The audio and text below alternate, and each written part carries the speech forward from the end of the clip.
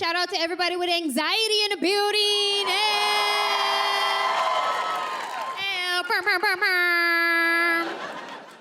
Yeah, we're here. Oh man, I used to struggle with my anxiety real bad.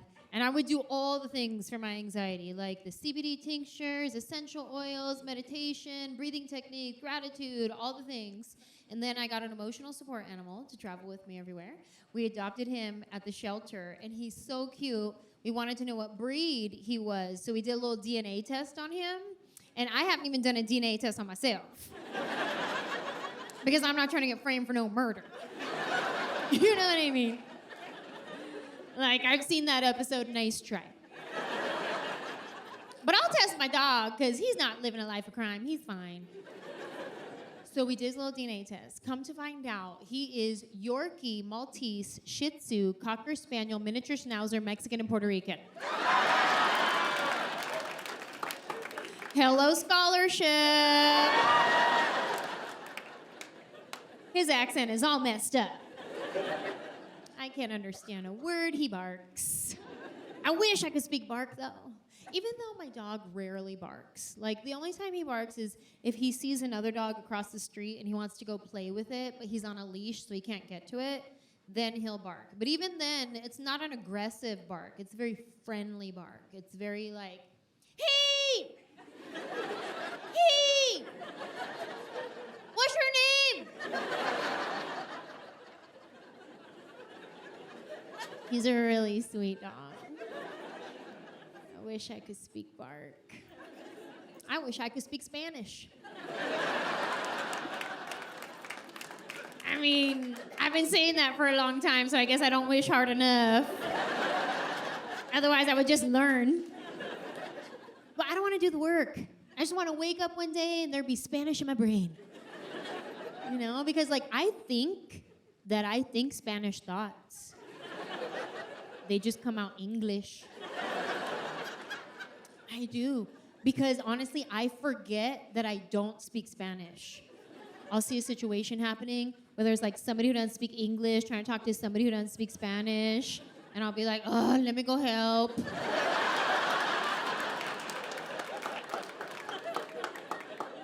What am I gonna do? Help them guess? Come on, let's sound it out together. Paleta.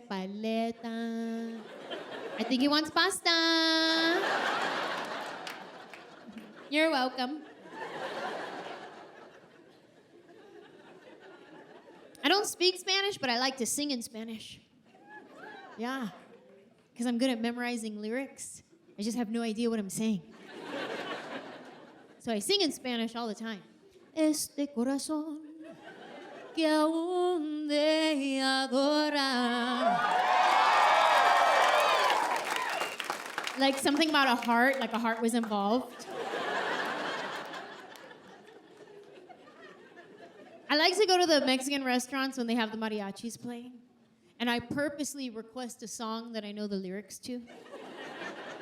And I'll be like, I'm gonna sing it with you. And they get excited, they're like, okay.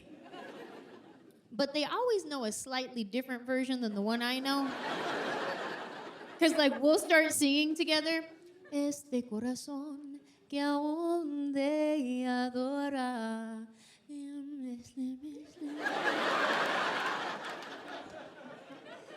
Tarde con tarde.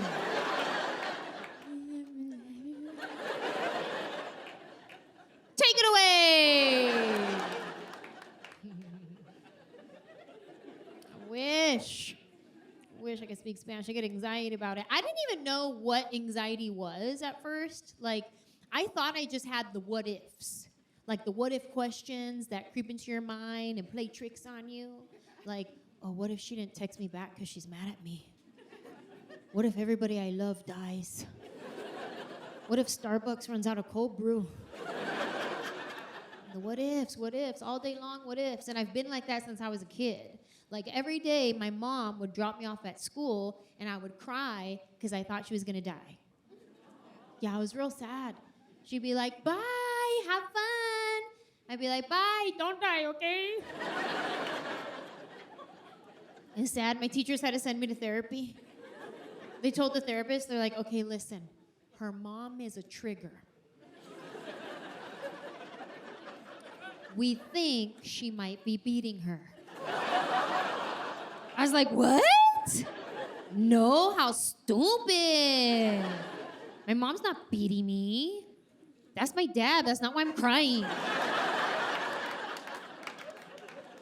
just didn't want her to die. Even now as an adult, if I'm driving down the highway and I see a car accident, I immediately pray for that person. Whoever's in the accident, I pray for them. And then I pray for my husband. I say, Jesus, please don't let my husband get in an accident. Please don't let my mom get in an accident. Please don't let my sister get in an accident. And then I feel guilty if I then don't name every single person that I know. So by the time I get to wherever I'm going, I'm like 15 minutes late because I had to sit in my car and finish my prayer. And then I feel bad because I left my husband's family all vulnerable, didn't even pray for them. Just skip right over, prayed for my dog. Yes, I did. Plead the blood. Hallelujah. Shabbat. Oh, y'all don't pray for your dogs? Oh, well, I hope they don't die then. The what-ifs, they creep into my mind. Like, every day, my husband goes to the gym. And every day, I say the same thing. Bye! Have a good workout! Don't die, okay? And then I run to the window, and I watch him drive away. Like I'm a dog. That's when my husband actually leaves the house. But this is how bad it gets. Sometimes, even if we're both at home, and I just haven't seen him in a while, the what-ifs creep in my head. I start asking myself questions. Why haven't I seen him in a while? Maybe he slipped in the bathroom. Maybe he hurt himself in the garage with his tools. No, he don't have any tools.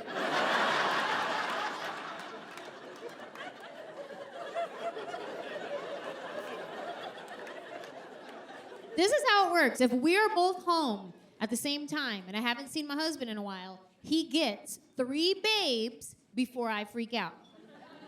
Babe! Babe! Babe? 3 babes. If he's out and about, enjoying his life, and I text him, he has 3 minutes to reply. If I text my husband and he hasn't replied in 3 minutes, I've already imagined his death, his funeral, the outfit I wear to the funeral, the guy that I date afterwards that never measures up to him.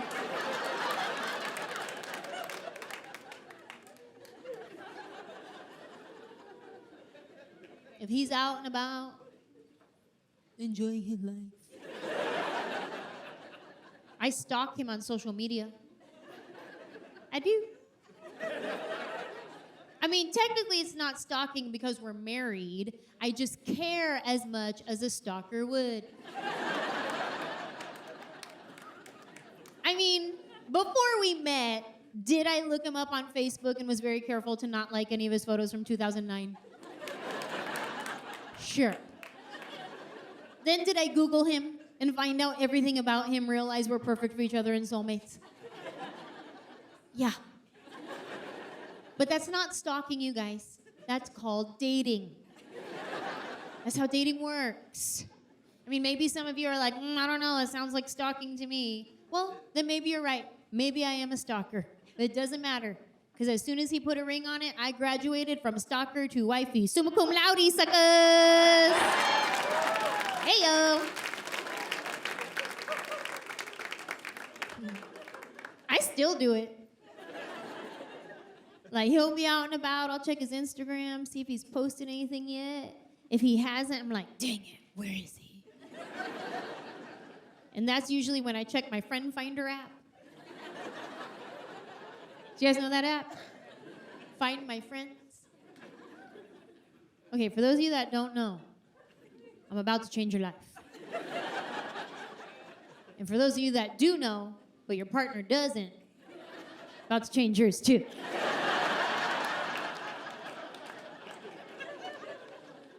Find My Friends is an app that allows you to share your location with someone so they always know where you're at.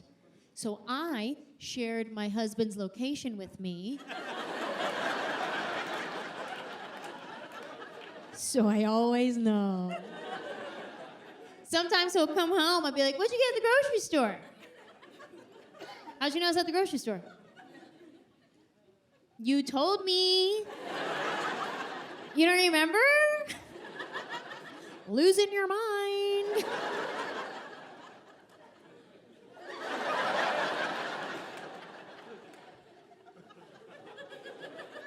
Let me give you guys a little warning, though, okay? Before you go downloading the app, having all kinds of fun. Sometimes, Find My Friends is not 100% accurate. It may lead you to conclusions. I'll tell you a little story. There was this one night. It was raining. Not really, but for theatrical effect. My husband went to the movies with some friends. He was gonna be home around 11 o'clock. Well, I fell asleep. I wake up in the middle of the night. It's 2 a.m. I look over and my husband is not next to me. My first thought, oh my God, he died. It wasn't like, ooh, he's out there cheating, because that would mean, oh my God, he died.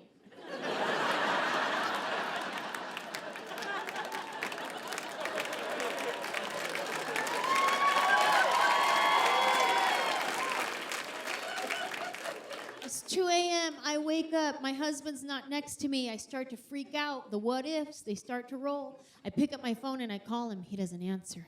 I text him, he doesn't reply. I check his Instagram, he didn't post anything. And then I get stuck scrolling for about 35 minutes. Went down a few rabbit holes that night.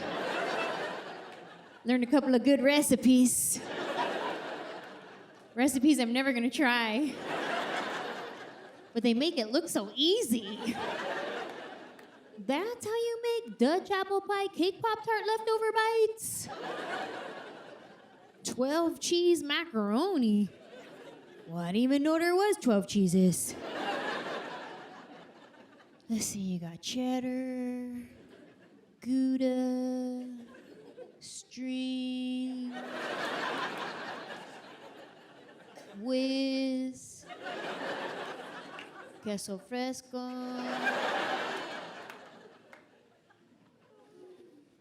I'm gonna have to Google the rest.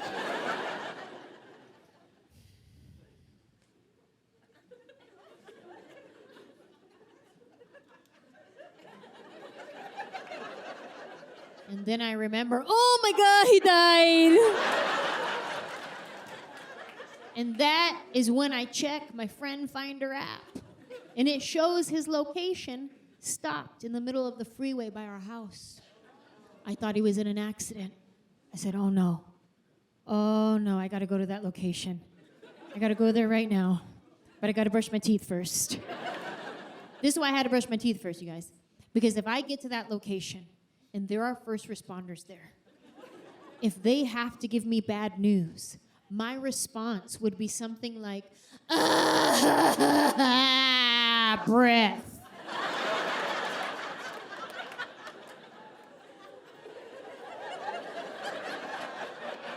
They don't deserve that. So I start brushing my teeth, and I'm thinking all the thoughts. I knew it. It was too good to be true. I should have prayed for him that one time. I finish brushing my teeth, and I start walking downstairs, practicing my solemn thank you. Do you guys know the solemn thank you? It's very similar to the solemn I'm sorry you say at a funeral.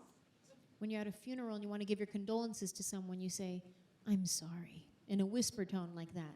And that communicates to them, I'm sorry for your loss. Because if you say it at regular volume, I'm sorry. Well, that communicates I had something to do with this. So I'm walking downstairs, practicing my solemn thank you.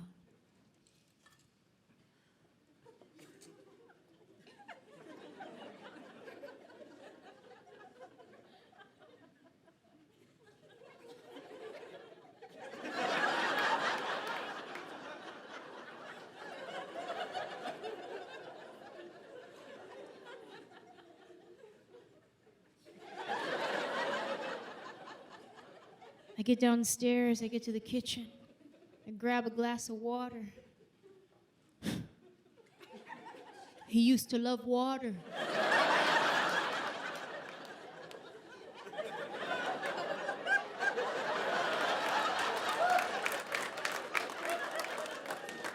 I start walking to the living room, his favorite spot, the couch, where he would watch movies and pretend like he didn't fall asleep. I get to the couch, and I'm standing there ready to mourn my husband.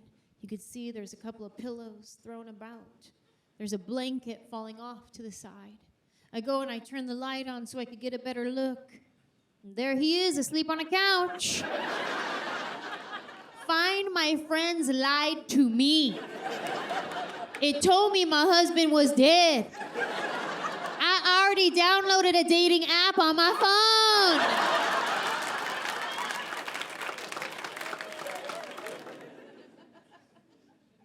Couldn't do the apps. I'm so glad I don't have to date anymore because, like, as soon as I got married, I lost all charm and ability to flirt. Like, and I get it. Like, I'm married. I'm not supposed to be flirting. But, like, even if I'm just at the grocery store and a guy's, like, trying to be flirty with me, I get so awkward. Like, if a guy tries to flirt with me, I'm like, hi.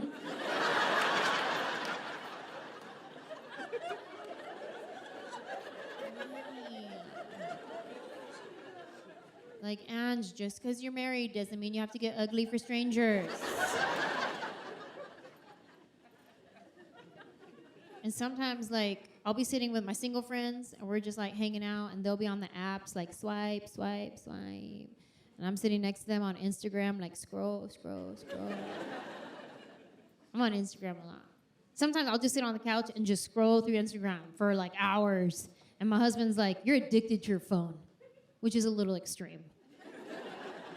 So I text him back, no, I'm not.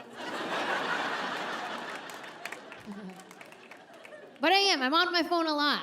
Like, way too much. But the people who use their phone while they're on the toilet, that's disgusting. And I am one of those people. What, you thought I wasn't? Girl, please. Sometimes I go to the bathroom and I sit down and I'm like, oh man, forgot my phone.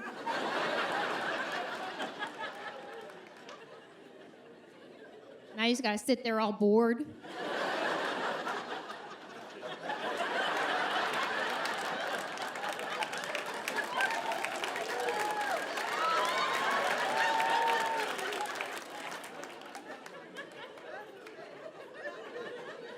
I wonder what my phone is doing.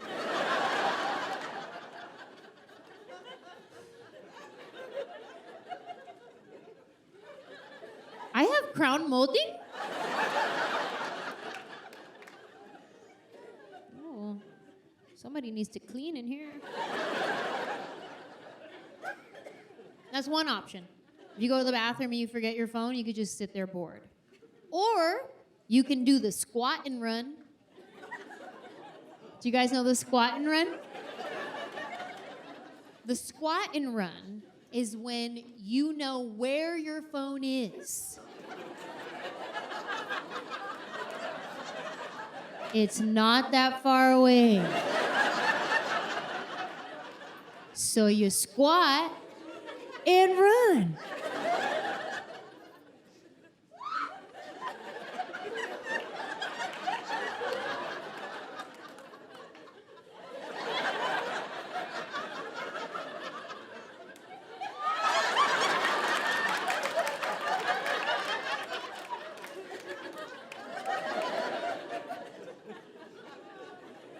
An option. Maybe some of you are like, ugh, that's nasty. Then don't do it.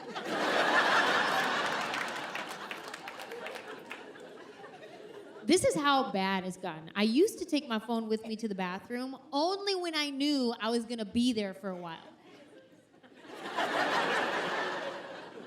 But now, even if I just have to pee, I take my phone. I sit down, I pee, start scrolling through Instagram. Next thing you know, been there so long, gotta pee again. 2 pee cycles? It's a problem. If you go to the bathroom, you forget your phone, these are your options. You can sit there bored, do the squat and run, or you can call for an assist.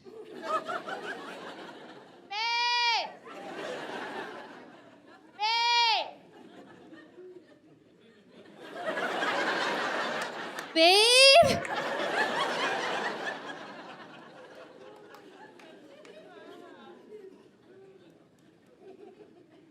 He gives me anxiety even when I'm on the toilet. I get anxiety about all kinds of things. Like, I get anxiety about having kids. My husband and I always said we didn't want kids. And now that I'm getting older, I'm like, hey, are we for sure that we don't want kids? Because that tick-tock clock's a tick. And I always said I didn't want kids because I like my life just the way it is. I don't want to have a kid and mess it up. But all my friends have kids. Like my friend Maya, she has 2 kids. She'll tell me sometimes, she'll be like, oh my God, Mateo has the flu. He was throwing up all night. I had to be up at 5 a.m. to go to work. Then I have to pick up Noah from school with foot, hand, mouth disease, whatever that is. I haven't slept since 2006. But it's so worth it. Really? Doesn't sound worth it. But then I look at my nephew, my sister's son, Austin. I love that kid. He's the coolest little kid. Like, he's funny. He's got a good personality. He's kind. He loves people. He's tender-hearted. He has manners. He eats his vegetables. I look at him and I'm like, okay, you know what? If I could be guaranteed to have one like that, I will think about it. But then I look at some of my other friends' kids. You ever have a kid in your life that just the thought of spanking them brings you joy?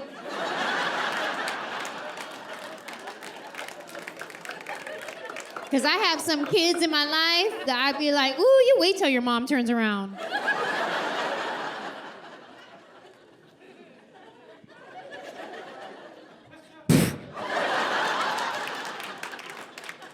He fell down. I don't know, that was weird.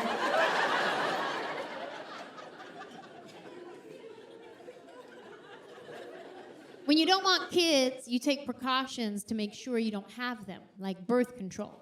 Well, birth control has hormones, and hormones gave me melasma. You know what melasma is? It's a brown skin mustache.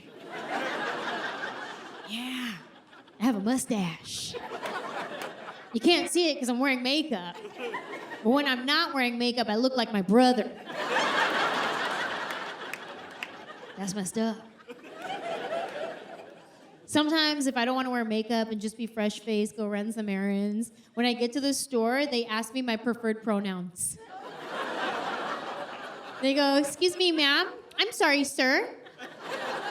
I'm sorry, they. Any of those work, thanks. So now I have a dilemma. Do I want a brown mustache or brown babies?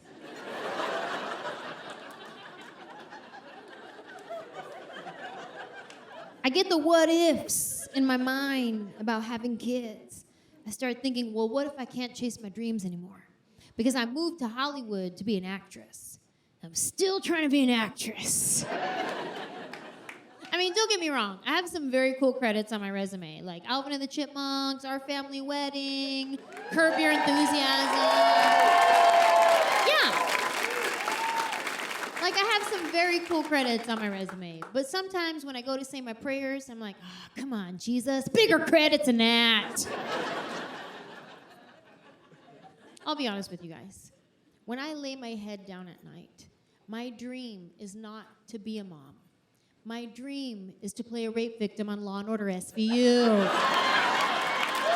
Dun, dun, dun, dun, dun.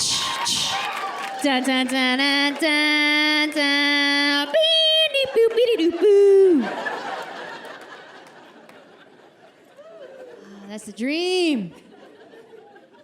That's my dream. I remember when I came close to the dream, and I booked my first speaking role on a TV show called The Shield. Do you guys remember that show? It was like a gritty crime drama, and I was playing a homeless teenager trying to bum a cigarette off a detective. They had me in like a dirty hoodie with a blanket, leaned up against the wall. I was like, ooh, I'm about to win an Oscar for this. I did. I called my friends. I was like, hey, how many lines do you have to say on TV to win an Oscar? And they're like, oh, Oscars are for movies. Oh, we'll see about that. I was convinced this was going to be my big break because the fact that I even booked this role was a miracle in itself. This is how it works. If you want to be on TV, this is how you got to do it. You got to get an audition. In order to get an audition, you have to have a resume. To have a resume, you have to have TV credits. To get TV credits, you have to have TV credits. Like, how does that even work? I don't know. So I just lied on my resume. I thought about whatever show was on TV, and I just put it on my resume. Okay, Friends. Who did you play? Friend of a friend. Ooh, CSI Miami. Who did you play? The girl that dies. My fake resume got me a real audition.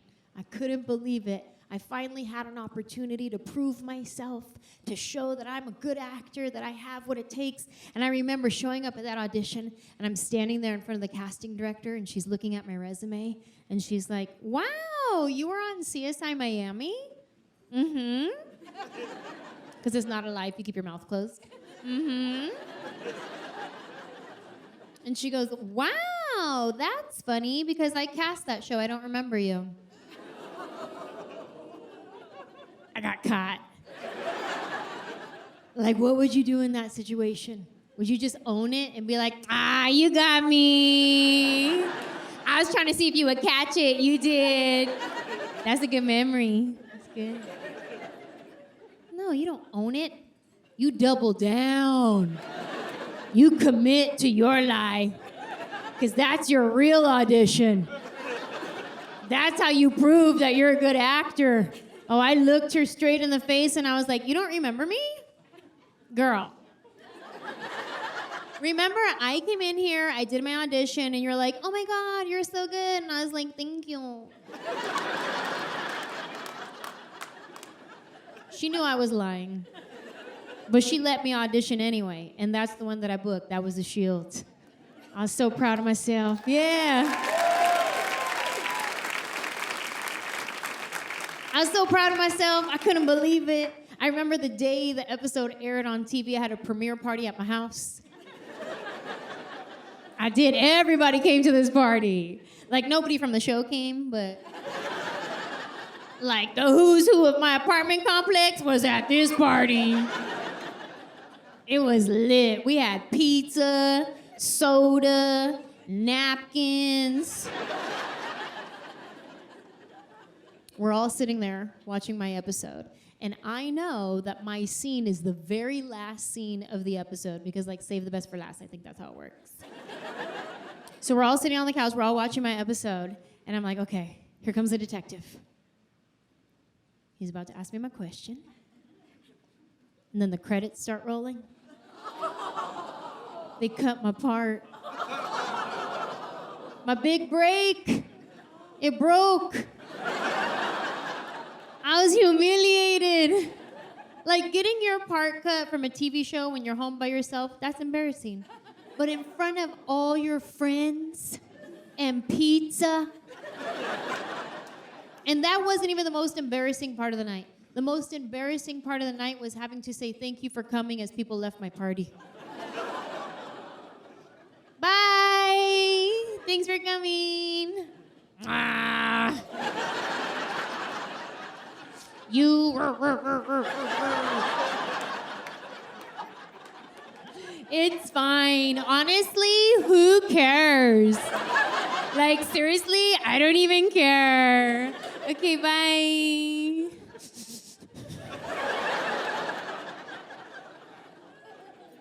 I'm still dreaming, though. Still dreaming. Like, I want to be in a scene with Detective Olivia Benson. I want to be in a scene where she's talking to me in her regular voice and then quickly goes into her very serious whisper tone voice. I know you saw the man who attacked you. But listen to me. We're gonna get through this together. That moment right there, that's what I want. I'm still chasing that. So I can't have a kid. I can't chase that and chase a kid. But let's say I did, though. Let's say I did. Let's say I have a kid, but I still get to chase my dream. What does that even look like? I go and I drop off my kid at his soccer game, and I'm like, bye, have fun, I'll see you later, mommy's got an audition. No, don't cry. Remember, this is all part of the deal. I have you, but I still get to chase my dreams. No, you'll do good. Go have fun. And I start walking away. And I get to my car, and I look back at him, and he's standing there looking at me, waiting for that loving encouragement. So I say, hey, wish me luck. I think I'm really gonna book it this time. It's right up my alley. They want me to play a young, hip soccer mom. And he's like, but you're my soccer mom. Yeah, that's sad. And now I gotta be like, hey, can you teach me how to do that? Like, how do you make it come out of one eye only? No, now I gotta kick it into parenting mode. Hey. Johnny. Come here. I know you want me to stay and give you Capri Suns and orange wedges. But listen to me. We're gonna get through this together. See ya. Dun, dun, dun, dun, dun.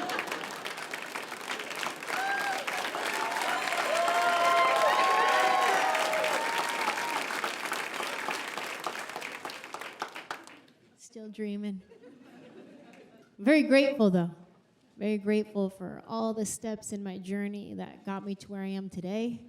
I've had so many different jobs before I stepped on this stage. Like at one point, I was a waitress at 3 different restaurants, and I was terrible at all of them. Oh yeah, like I'd take people's order, they'd be like, I'll take the chicken. Okay, cool, steak. And I was younger, so I didn't really drink alcohol at the time, and people would ask me like, oh, what kind of tequila do you have? Oh, a lot. At another point in my life, I was a go-go dancer for kids' parties. Yeah, there'd be like a bar mitzvah, right? You guys know what a bar mitzvah is? Like a Jewish quinceañera. There'd be a bar mitzvah, and they would hire a DJ and professional dancers to come and get the kids dancing and having a good time. So I was like, oh, I was a cheerleader. I could do that. Come on, kids. When I dip, you dip, we dip. Cha-ching, pay my rent. At another point in my life, I worked for a princess party company. You know where they have a Disney princess show up at your kid's birthday party? What character do you guys think I was? Jasmine? No. Belle? No. Pocahontas? No. No. Close, sir. First of all, I said, who do you think I was, not you?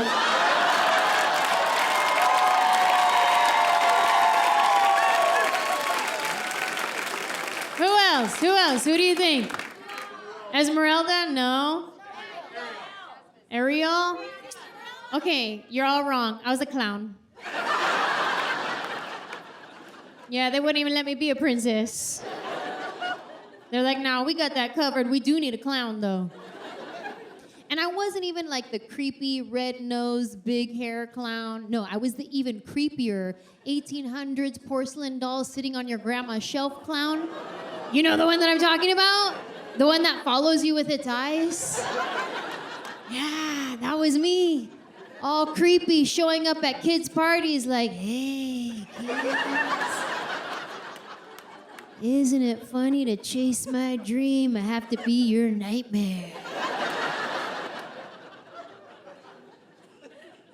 I remember there was this one weekend, I had a kid's birthday party booked. I had to show up, be a clown, give him my energy.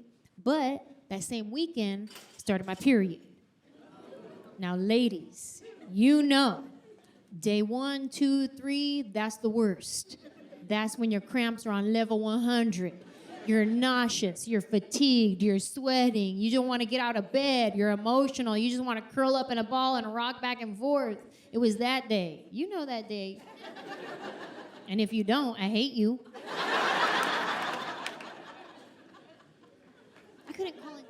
I couldn't call in sick to a kid's birthday party. No, I had to woman up. And I showed up at that party like a dead clown with makeup running down my face.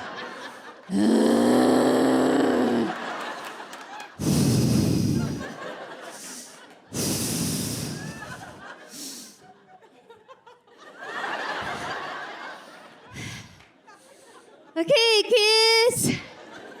Everybody gather around. We're gonna play a new clown game. Everybody take your hand and put it on the ground. And then what I want you to do is everybody just lay down.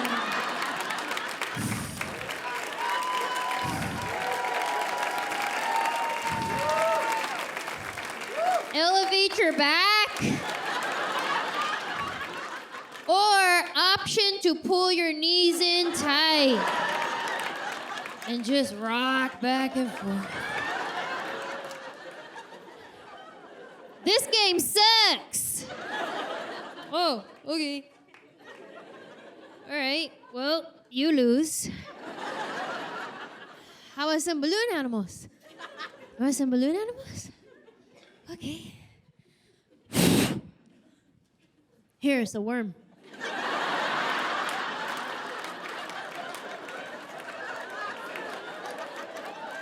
I'm very grateful for all the jobs that I've had to get here. I'm very grateful. I can't believe that this is what I get to do. I get to tell jokes and make people laugh all over the world. What a blessing.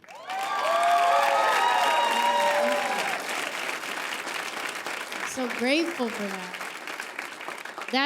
That's part of the way that I combat my anxiety is I use gratitude and I shift my perspective, you know, like I'll be like, you know what? I'm so grateful I have a mustache. Because like not everybody does, so.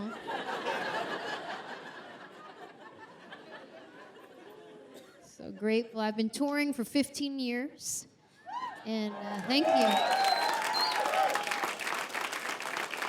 When you've been touring as long as I have, you end up needing help, like a road manager, an assistant, and you end up becoming very close with this person because you spend so much time with them. And it's like you find your new best friend that you write off on your taxes. My old assistant I had her for 7 years, and she was great. We got along really well because we were similar but different.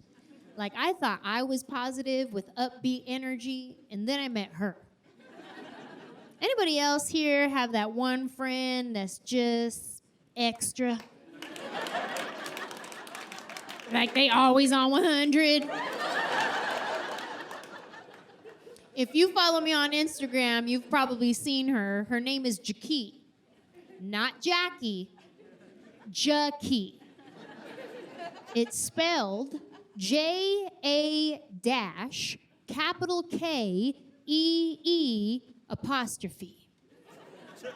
Extra.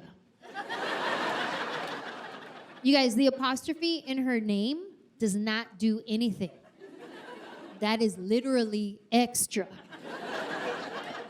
Let me try to describe her for you guys so you know what I was working with every day. Jaki is a little white girl. There's a twist you didn't see coming. Jaki is always happy. She's like Buddy the Elf live in person. Imagine this for a second. Imagine we have a little kid here, and we give this kid way too much sugar.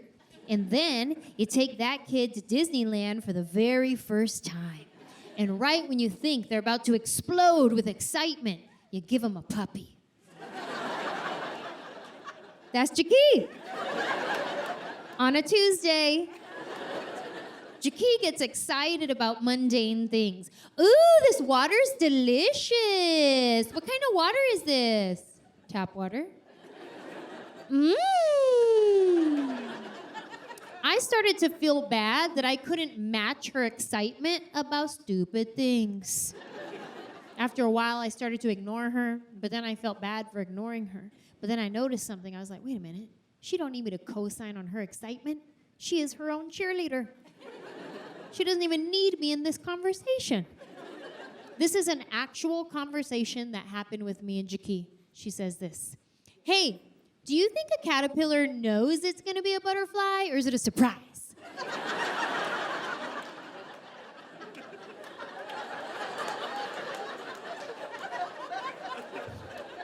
I pretend that I don't hear her. So she replies to herself. I love surprises. Here's the thing. Everybody has a Jaki in their group. You might be the Jaki of your group. This is how you can determine if you are, in fact, the Jaki of your group. You got to ask yourself these questions. 1, do I like sparkly things? 2, do I smile at strangers? 3, do I then hug the stranger because they smiled back? 4, this one's a little random, but it's very essential to being Jaki. You gotta ask yourself, do I often fall down? I'll give you a second to determine who is your Jaki. Did you find her? You found her, she's right there. You fall down a lot? You co-sign that? Tell me if she does this one. This is what Jaki does. Jaki will trip over some stuff that is not there. And then she'll be like, what was that? That was you, girl. That was your left foot met your right foot. And when Jaki falls, she can't just trip and then get back up and go about her life. No, she has to make sure everybody saw it. When Jaki falls, she falls like this. She'll be walking down the street. Oh! Did you see it? Did you see it? Just blah.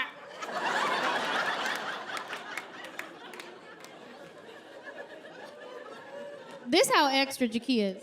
One time, she hurt herself by reenacting a fall from the week before. We were in our hotel room, and she's telling me how she fell last weekend, and she's acting it out for me. She's like, yeah, I was just walking up this step. Oh, I just broke my toe. I need you to take me to the doctor. I just broke my toe.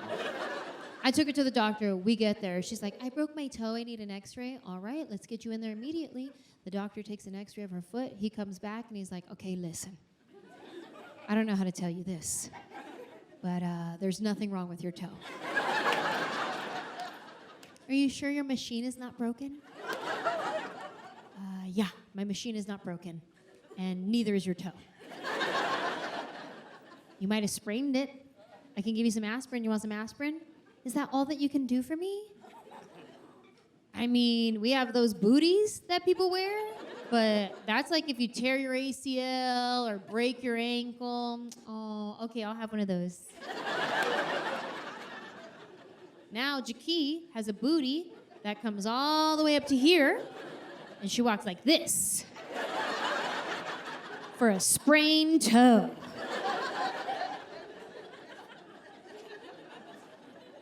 When I first met Jaki, her energy was a little overwhelming, and it gave me anxiety. Shocker.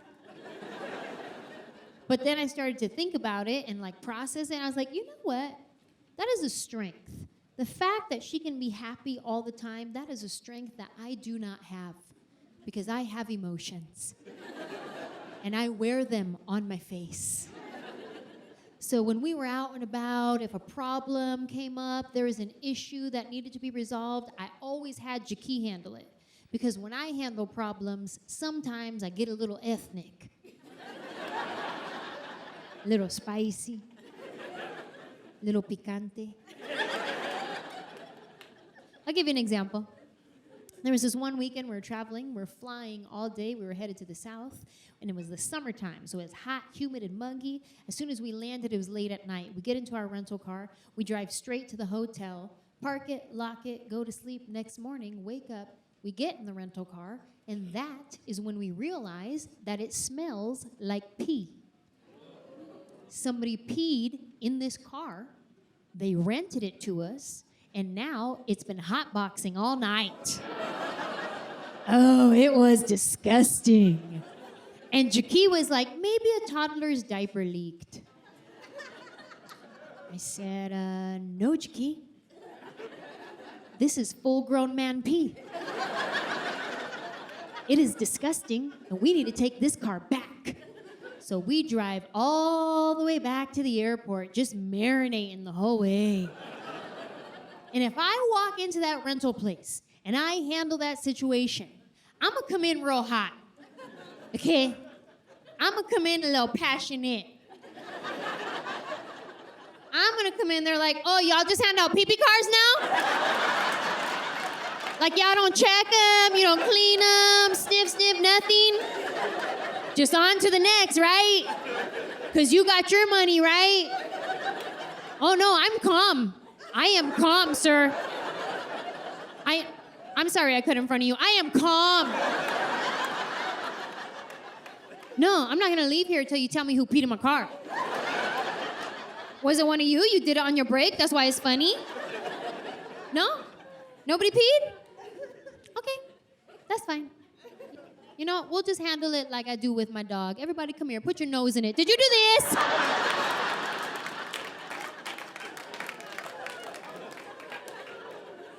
Now, I know that's a little extreme.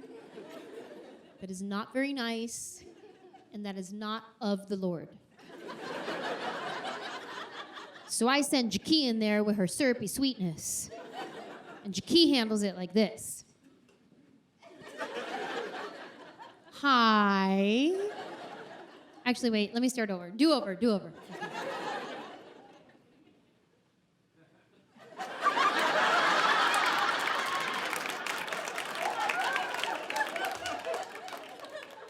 Hi.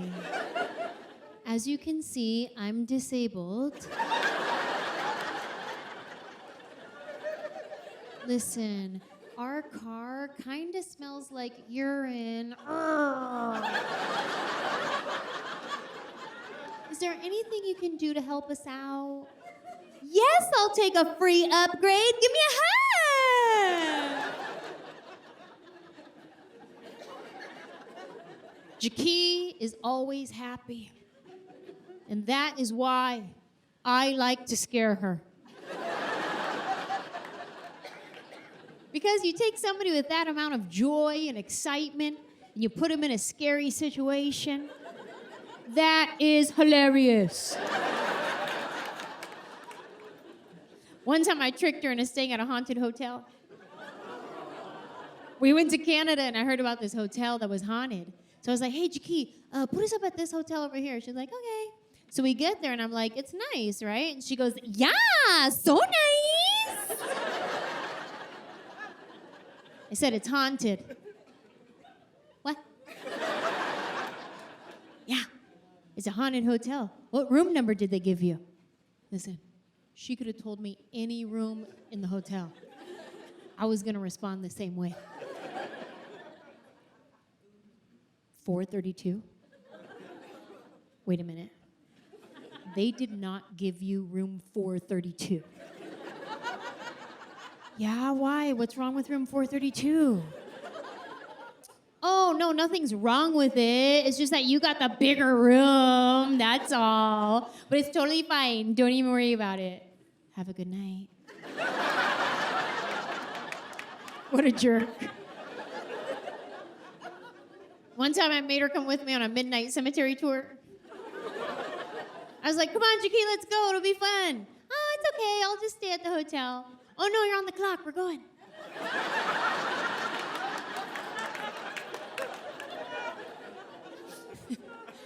We get to the cemetery. It's pitch black dark. I am the only one with a flashlight.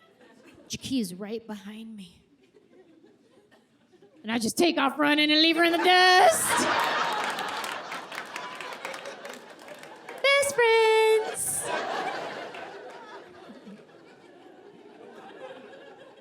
I'm very into the haunted, paranormal, ghosty type stuff. Anybody else in that kind of stuff? Yeah. Like everywhere I go, I like to look up, see if there's anything haunted in the area, maybe go check it out. So when I got here, I started Googling. I was like, where in Phoenix is it haunted? And then Google was like, go outside.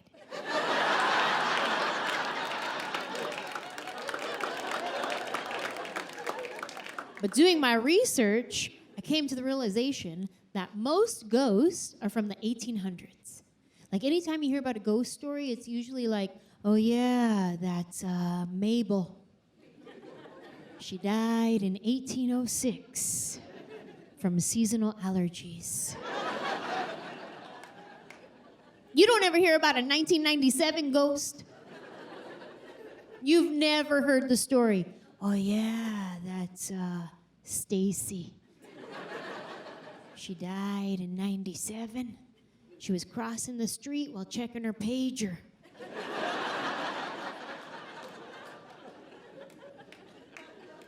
I like scary movies. You guys like scary movies? Yeah. Love scary movies. I mean, sometimes they're a little predictable, you know? Like you can always tell when the ghost is gonna come on the screen because the music changes. It turns into like creepy classical music or Johnny Cash. But not if your ghost was Stacy. Nah, if Stacy was your ghost, she'd wake you up in the middle of the night with no scrubs. No scrubs. Never gonna get it, never gonna get it. Never gonna get it. Whoa, whoa, whoa, whoa. Stacy's creepy. If I got to pick which kind of ghost I wanted to haunt me, I would pick a millennial ghost. A millennial ghost named Dylan. He has a man bun. When you're being haunted, your personal things go missing. So all my hair ties would disappear. Dylan. They say if you're being haunted by an evil spirit, people have reported the smell of something foul, like sulfur. But if Dylan was haunting you, you'd wake up to the smell of fresh roasted coffee beans. Organic fair trade. Could you imagine waking up every morning to the smell of coffee? And then you run to the kitchen, and there's never coffee. Dylan. Or maybe it was a girl millennial ghost named Dylan. She wears her hair in a messy bun. Yeah, I'd probably pick her to haunt me, because she'd probably just forget to scare me because she was on her phone. She just tweet me a boo emoji. Hashtag scary. Hashtag right behind you. I grew up watching scary movies and scary TV shows. My favorite TV show growing up was Unsolved Mysteries. Right? That was my show. And like I would watch it when I was home alone by myself because that made it scarier. As soon as that theme music started, whoo, forget it. I'm not going pee till my mom gets home. Even now as an adult, if I'm home alone watching something scary on TV, and then I gotta walk all the way down the hallway to the bathroom, I'll start singing praise and worship songs for protection.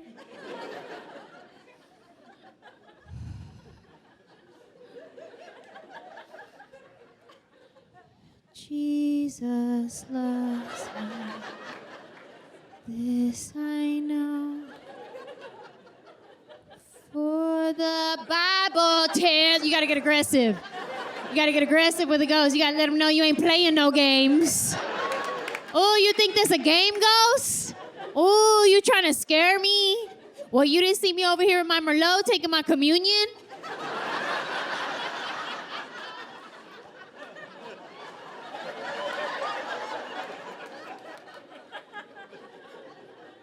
Blood of Christ!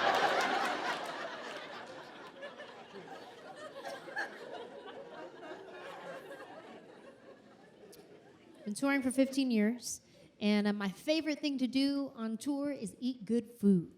It's my favorite thing to do. Like, everywhere we go, we try to find the best food. Like, and we want to find that local, family-owned, you can only get this right here type of place. You know what I'm talking about? So everywhere we go, we get the best food. Except when we went to Birmingham, Alabama. I'll tell you what happened. We get to Birmingham, and I'm doing my thing where I'm just talking to people, asking people where we should go eat. Like, hey, where's the hot spot? Where do you go? I want to know. Let's go. This girl recommends a Mexican restaurant. I was like, "Aw, no thank you." Because we're in Birmingham, Alabama. I don't want Mexican food here. Like, we're in the South. Take me where I could get some Southern food, like biscuits and gravy, shrimp and grits, butter on butter. But she said a Mexican restaurant. I was like, ooh, hard pass, thanks though. But then I started thinking about it, and I was like, you know what? Hold on. Let me not judge, okay? Because people know their city. They know what's up where they live. They know where to eat. They know the hot spots. So I was like, you know what? Let me not judge. Also, let me not limit my people, because maybe one of my people done immigrated over here. And maybe when he got here, he was like, keep going, don't look back. By the time he looked up, he's in Birmingham, Alabama. Is this California? Nah, you went the wrong way. Highway. But maybe he decided to stay. And maybe he started by making tacos on a little taco cart right outside of the nightclub. Everybody starts hearing about Jaime's Tacos. Hey, have you ever had one of Jaime's Tacos? Those are the best tacos I've ever had in my life. Jaime's Tacos, Jaime's Tacos. Maybe he is so popular, he opens up a taco truck.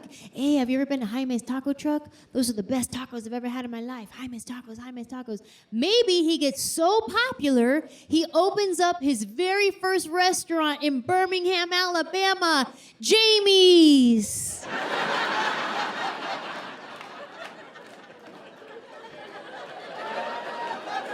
Maybe that's what happened. So I was like, you know what? Let me not judge. Let me go ahead and check out this Mexican restaurant in Birmingham, Alabama. So we get there. As soon as I walk in, I notice that it's all white people, not one Mexican. Strike one.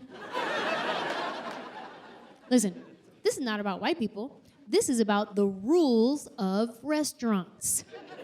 Whatever restaurant you go to, whatever culture that restaurant is, if you do not see the people of that culture in that restaurant, leave.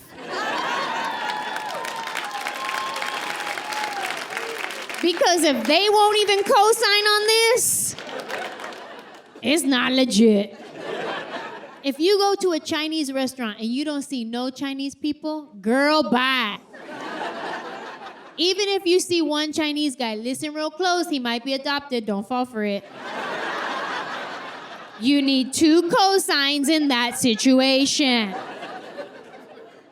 I walk into this Mexican restaurant, I didn't have no cosigns. I became the cosign. I was like, oh man, we we already drove all the way out here. Let's just give it a shot. We sit down.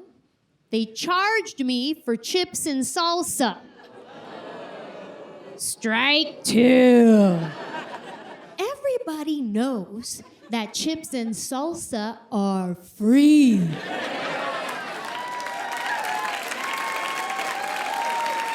It is our gift to humanity. Oh, but not in Birmingham, Alabama. Chips and salsa, that'll be $2.75. Excuse me, please?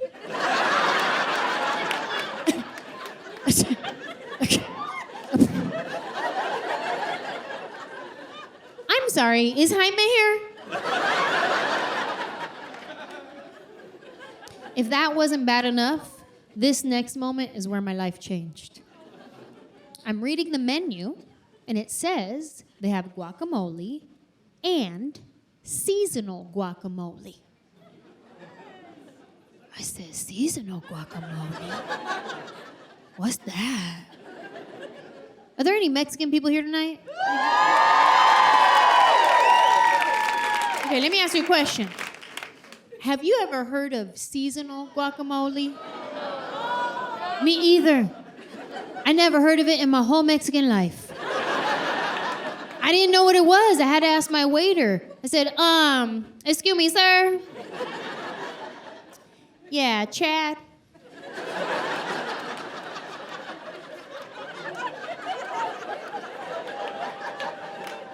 Let me ask you a question. What comes in the seasonal guacamole? And he says, walnuts and candied apples.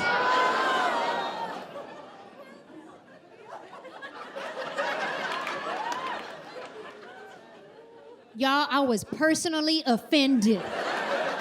I could not believe they were doing this to my people.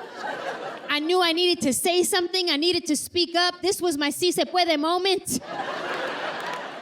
But we were in the South, so the only words that would come out of my mouth were, I rebuke you in the name of Jesus. You take that guacamole back to the pit where it came from. I do not receive that. Get under my feet, devil. I'm Anjelah Johnson-Reyes. Thank you so much.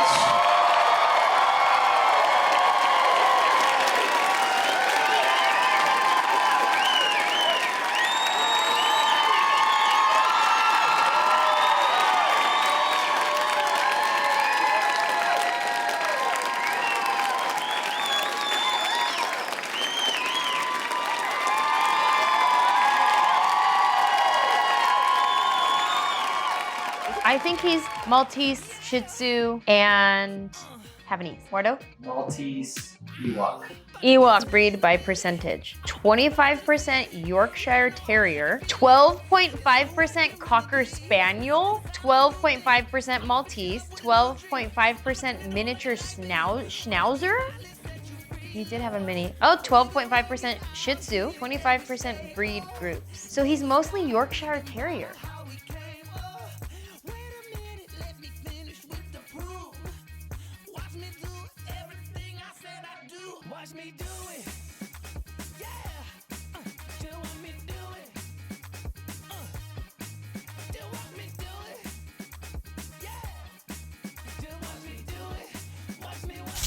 Yes, Jaki's scared.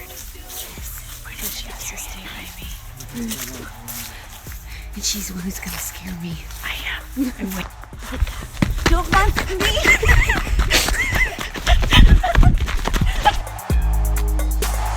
Where you at? I'm in the back with my gang giving heart attacks. Then we really gonna fly with a jetpack. Out of space to a place only honey's at. Gucci on with a red bottom outfit. I'm a boss, man, you know I'm all about this. Pimp Mo, you can shop at my A millennial ghost named Dylan. He has a man bun. Or maybe it was a girl millennial ghost named Dylan. She wears her hair in a messy bun. And I booked my first speaking role on a TV show called The Shield. And I was playing a homeless teenager trying to bum a cigarette off a detective. Watch me, just watch me do it.